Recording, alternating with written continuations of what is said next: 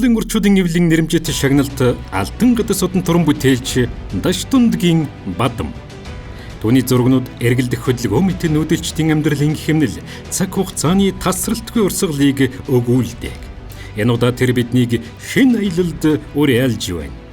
Сэцлэл үдсэглэн бол байгаль цаг хугацаа, хүний дотоод мэдрэмжийн нэгдэл, бодит ба хөрш хүн загдэр амьдран буй уран бүтээлийн аялал. Энэ бол зөвхөн үдсэглэн биш, сэтгэлийн хөдөлгөөн, уран бүтээлийн амьсгал. Монголын уран зургийн галерейн 2 дугаар давхарт 2025 оны 10 дугаар сарын 14-ний өдөр 13 цагт нээлтийн үйл ажиллагаа болно. Сэцлэл үдсэглэнгийн ертөнцөд хамтдаа аялцгаая. Үдсэглэн 6 хоног үргэлжилнэ.